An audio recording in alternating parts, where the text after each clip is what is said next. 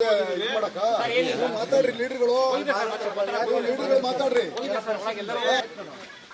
ಸ್ಟೇಷನ್ಗೆ ಬೆಂಕಿ ಹಚ್ಚಿರೋರು ಇದ್ದಾರೆ, ಬೇರೆ ಧರ್ಮದವರು ಇದೇ ತರ ಕರ್ಕೊಂಡ್ ಬಂದಿದ್ರೆ ಬೆಂಕಿ ಹಚ್ಚಿರೋರು ಇದ್ದಾರೆ. ನಾವು ಶಾಂತವಾಗಿದ್ದೀವಿ.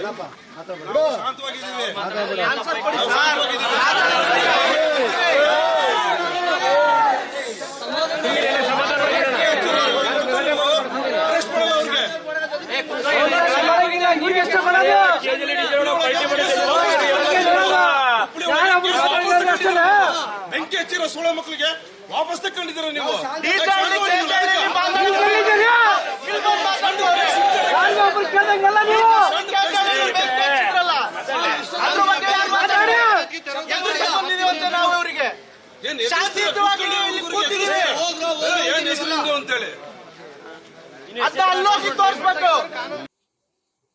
ಸತೀಶ್ ಪೂಜಾರಿ ಅವರನ್ನ ಇವತ್ತು ಪೊಲೀಸ್ ಇಲಾಖೆಯವರು ಅರೆಸ್ಟ್ ಮಾಡಿದ್ದಾರೆ.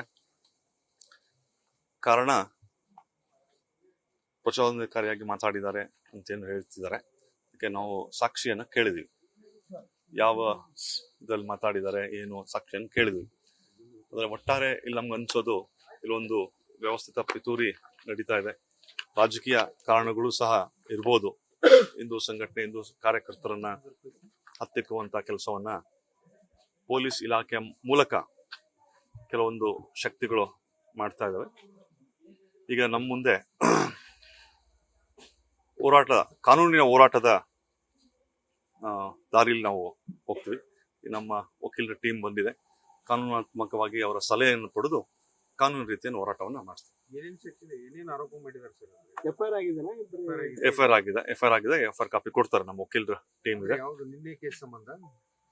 ನಿನ್ನೆ ಕೇಸಿನ ಸಂಬಂಧಪಟ್ಟಂಗೆ ಹಾಗೆ ಮುಂದೆ ಏನು ಪ್ರಚೋದನಕಾರಿಯಾಗಿ ಮಾತಾಡಿದ್ದಾರೆ ಅಂತೇಳಿ ಸಾರ್ವಜನಿಕರು ಛತ್ರಪತಿ ಶಿವಾಜಿ ಮಹಾರಾಜರ ಭಾವಚಿತ್ರವನ್ನು ತೆಗೆದು ಬೇರೆ ಚಿತ್ರ ಅಳವಡಿಸಿದ್ರಿ, ಬೇರೆ ಫ್ಲೆಕ್ಸ್ ಹಾಕಿದ್ರಿ. ಅದಾದ್ಮೇಲೆ ಮತ್ತೇನಾಯ್ತು?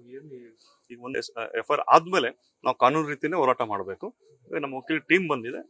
ಮುಂದೆ ಏನು ಹೋರಾಟ ಏನಿದೆ ಕಾನೂನು ರೀತಿ ಹೋರಾಟ ಮಾಡ್ತೀವಿ. ಅದರಲ್ಲದೆ ಮುಂದೆ ಈ ರೀತಿ ಘಟನೆ ಆಗ್ಲಿಲ್ಲಂಗೆ ನಾವು ಸಮಾಜದಲ್ಲಿ ಯಾವ ರೀತಿ ಜಾಗೃತಿ ಮೂಡಬೇಕು, ಅಥವಾ ಯಾರು ಇದರ ಹಿಂದೆ ಇದ್ದಾರೆ ಅವ್ರಿಗೆ ಯಾವ ರೀತಿ ಹೋರಾಟ ಮಾಡ್ಬೇಕು ಅನ್ನೋದನ್ನ ಮುಂದಿನ ದಿನಗಳಲ್ಲಿ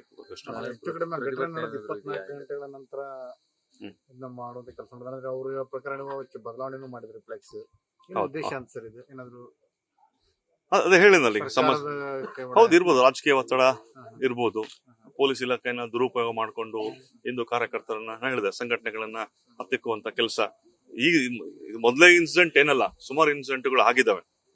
ಆ ಎಲ್ಲ ಘಟನೆಗಳಲ್ಲೂ ಇದೆ. ಅದೇ ರೀತಿಯ ಶಕ್ತಿ ಈ ಘಟನೆಯಲ್ಲೂ ಇರ್ಬೋದು. ಅದಕ್ಕೆ ನಾವು ಮೊದಲನೇ ಹಂತವಾಗಿ